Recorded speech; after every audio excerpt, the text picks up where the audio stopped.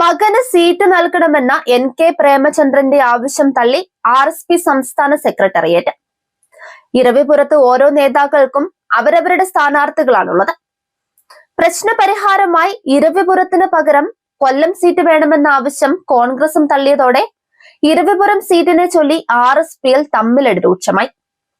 Karthik Premachandran, Saji D Anand, Askar, Naushad ഇങ്ങനെയാണ് ഇരവിപുരത്തെ RSP സ്ഥാനാർത്ഥി പട്ടിക. ഇരവിപുരം മണ്ഡലം കമ്മിറ്റിയിൽ ഈ പേരുകളിൽ നിന്ന് ഒരാളെയാണ് നിർദ്ദേശിക്കുക. ജില്ലാ സെക്രട്ടേറിയറ്റും സംസ്ഥാന സെക്രട്ടേറിയറ്റും ഇത് അംഗീകരിക്കുകയും വേണം. Shibu baby John, Babu Divakaran, NK Premachandran വിഭാഗങ്ങൾ ഇതിനായി കരുക്കൾ നീക്കുന്നുമുണ്ട്. മകന് വേണ്ടി പ്രേമചന്ദ്രൻ ഒറ്റയ്ക്കും, അസ്കറിനായി ഷിബുവും അസീസും, നൌഷാദിനായി ബാബു ദിവാകരനും, സജി D ആനന്ദ് ഒറ്റയ്ക്കും സ്ഥാനാർത്ഥി മോഹവുമായി തമ്മിലടിക്കുകയാണ്. ഇരവിപുരം സീറ്റ് വിട്ടുകൊടുത്ത് കൊല്ലം സീറ്റ് ചോദിക്കണമെന്ന നിർദ്ദേശം ബാബു ദിവാകരൻ മുന്നോട്ട് വെച്ചിട്ടുണ്ട്.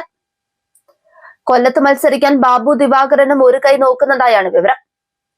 ഇരവിപുരം സീറ്റ് ആവശ്യപ്പെട്ട ലീഗിന് ചടയമംഗലം സീറ്റ് നൽകാൻ കോൺഗ്രസ് തയ്യാറായെന്നും സൂചനയുണ്ട്.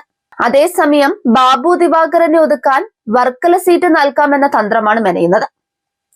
വാർഡ് മെമ്പർ, MLA, മന്ത്രി, 3 വട്ടം MP തുടങ്ങിയ പദവികൾ അലങ്കരിച്ചതും തുടരുകയും ചെയ്യുന്ന NK പ്രേമചന്ദ്രൻ ഇപ്പോൾ തോൽക്കാനാണെങ്കിലും മകന് സീറ്റ് വേണമെന്ന ആവശ്യവുമായി ദൂതനെ ഷിജു ബേബി ജോണിന്റെ പക്കലേക്ക് അയച്ചതോടെയാണ് കളി കാര്യമായത്.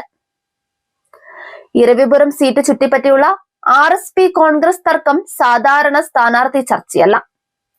പാർട്ടികളുടെ അകത്തെ അധികാര പോരാട്ടവും കുടുംബ പാരമ്പര്യ രാഷ്ട്രീയവും തുറന്നു കാട്ടുന്ന ഒരു കാഴ്ചയായി അത് മാറിക്കഴിഞ്ഞു. പ്രവർത്തകരുടെ വിയർപ്പും വോട്ടർമാരുടെ വിശ്വാസവും അടിസ്ഥാനമാക്കിയാണ് രാഷ്ട്രീയ പാർട്ടികൾ നിലനിൽക്കേണ്ടത്. എന്നാൽ ഇവിടെ നടക്കുന്നത് അതിന്റെ വിപരീതമാണ്. ആരാണ് സ്വന്തം ആളെ മുന്നോട്ട് വെക്കുക, ആരുടെ പക്ഷം മേൽക്കൈ നേടുമെന്ന കണക്കുകൂട്ടലുകൾ മാത്രം. ഒരു വശത്ത് മകന് സീറ്റ് ഉറപ്പാക്കാനുള്ള നീക്കവുമായി NK പ്രേമചന്ദ്രൻ, മറുവശത്ത് ഇരവിപുരം സീറ്റ് വിട്ട് കൊല്ലം ചോദിക്കാമെന്ന രാഷ്ട്രീയ കച്ചവട നിർദ്ദേശങ്ങൾ. RSPക്കകത്ത് വിഭാഗീയത കത്തിക്കയറുമ്പോൾ കോൺഗ്രസ് അതിന് പുറത്തുനിന്ന് സമവായത്തിന്റെ പേരിൽ സീറ്റ് സമവാക്യങ്ങൾ കണക്കുകൂട്ടുന്നു. ആശയ രാഷ്ട്രീയത്തെക്കാൾ വ്യക്തി രാഷ്ട്രീയവും ഗ്രൂപ്പ് രാഷ്ട്രീയവും മുൻപന്തിയിലെത്തുമ്പോൾ ഇരവിപുരം മണ്ഡലം ഒരു രാഷ്ട്രീയ ലബോറട്ടറിയായി മാറുകയാണ്.